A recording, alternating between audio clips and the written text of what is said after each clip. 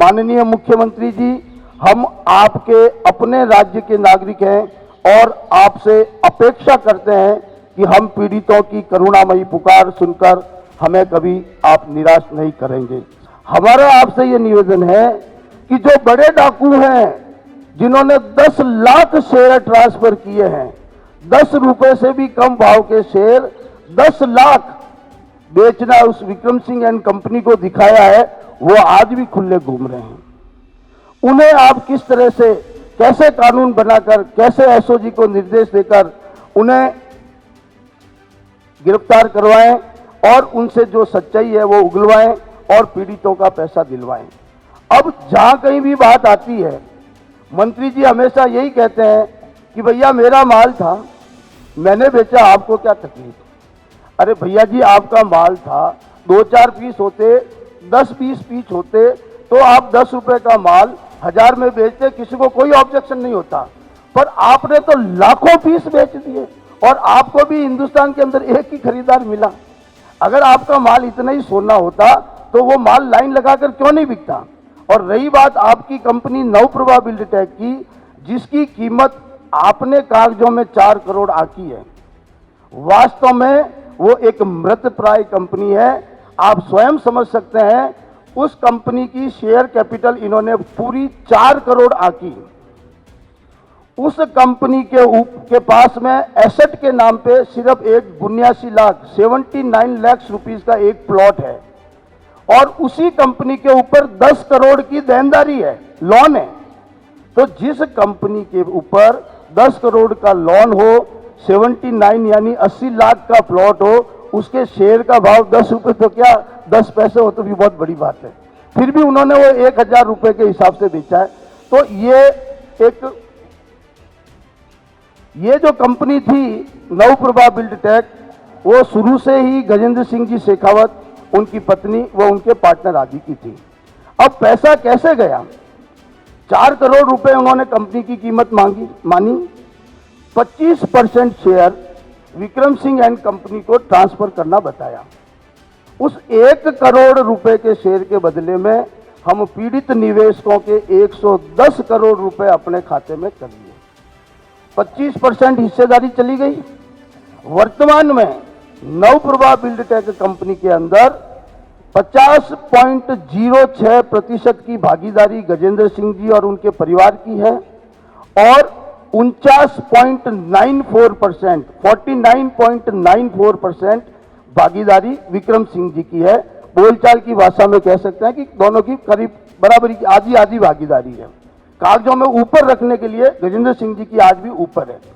अब जब उसने 25% शेयर होल्डिंग खरीदी कंपनी की 110 करोड़ रुपए देकर, जो सारे ट्रांजैक्शन बैंकों से हुए, चेक से हुए, किस खाते से गए, किस चेक नंबर से गए, सब कुछ उस चार्जशीट के अंदर अंकित है।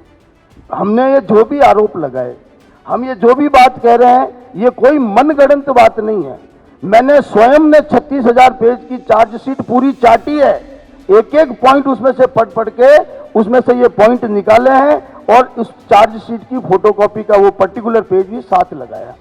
तो जब 25% भागीदारी लेने के लिए 110 करोड़ रुपए चले गए हम पीड़ित निवेशकों के, तो ये तो समझने में कोई बहुत मुश्किल नहीं है कि जो बाकी की 25% भागीदारी आई है वो भी कहीं न कहीं 110 करोड़ किसी न किसी रूप में गए हैं तभी आई है, क्योंकि कंपनी तो बेसिकली गजेंद्र सिंह जी शेखावत और उनके परिवार की थी। आज उसका आधा मालिक अगर विक्रम सिंह एंड कंपनी है तो जरूर 220 करोड़ रुपए गए हैं। ये तो हुई सिर्फ इस एक कंपनी के अंदर भागीदारी की बात। इसके अलावा भी हमारे मंत्री जी की करीब 10,000 बीघा जमीन इथियोपिया में थी। अब कुल मिला के इस तरह से ये समझा जाए तो मोटे तौर पे हमारा ये अनुमान है कि कम से कम 400 सवा 400 करोड़ निवेशकों का पैसा उस पाले में चला गया और ये फुकरिया हो गया बिल्कुल ही। अब ये पैसा ट्रांसफर करने के लिए ये इतने तीव्र बुद्धि के थे, क्योंकि वो तो एक बस कंडक्टर के बेटे थे, लेकिन जो उनके माई बाप थे जिनका और संजीवनी का चोली दामन का साथ था, वो इतनी कुशाग्र बुद्धि के थे, वो इतने तेज बुद्धि के थे कि उन्होंने ऐसा प्लान रचित किया कि 1100 करोड़ रुपए के फर्जी लोन दिए।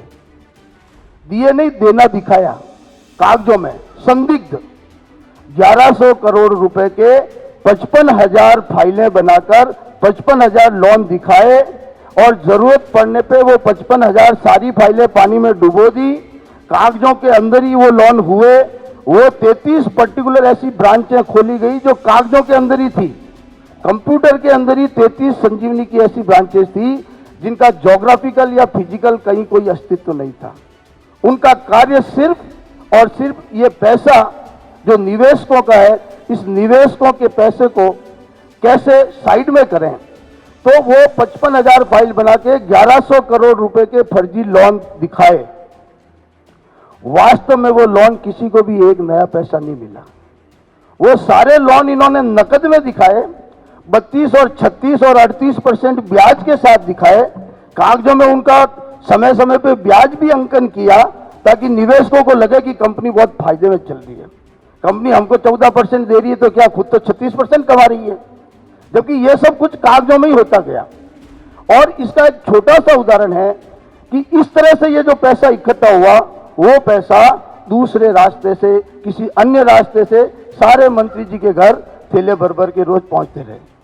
और संजीवनी कंगाल हो गई, जांच हुई, फाइलें डुबोनी पड़ी क्योंकि फाइलें तो सारी खाली थी।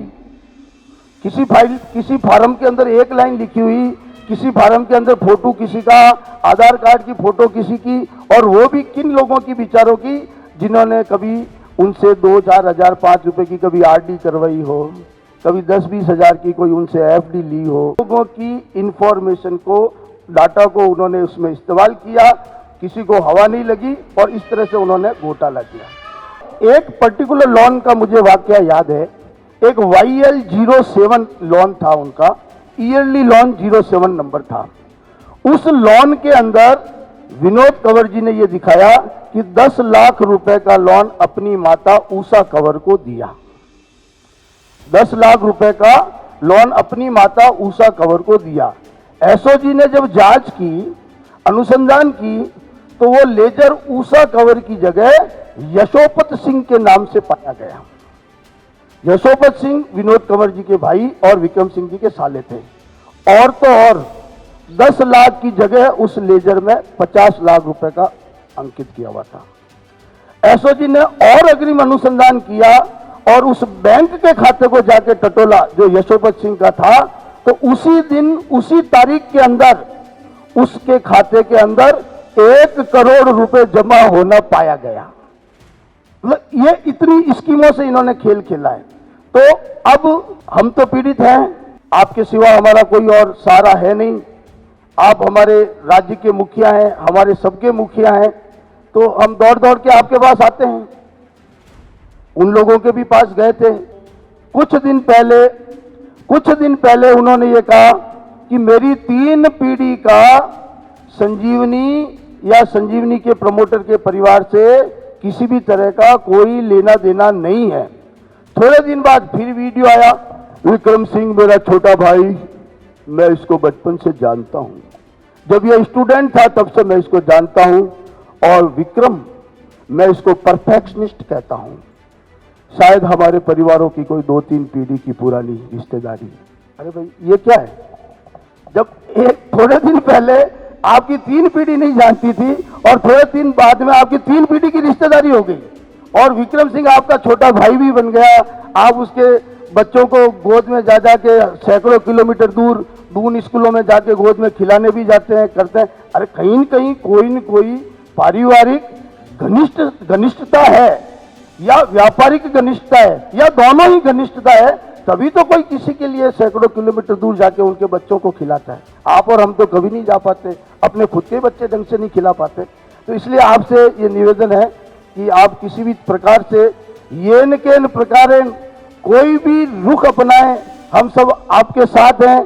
किसी भी तरीके से ये जो बाहर छुट्टे घूम रहे हैं, इनको आप अंदर करवाओ और इसका पूरा पर्दाफाश हो।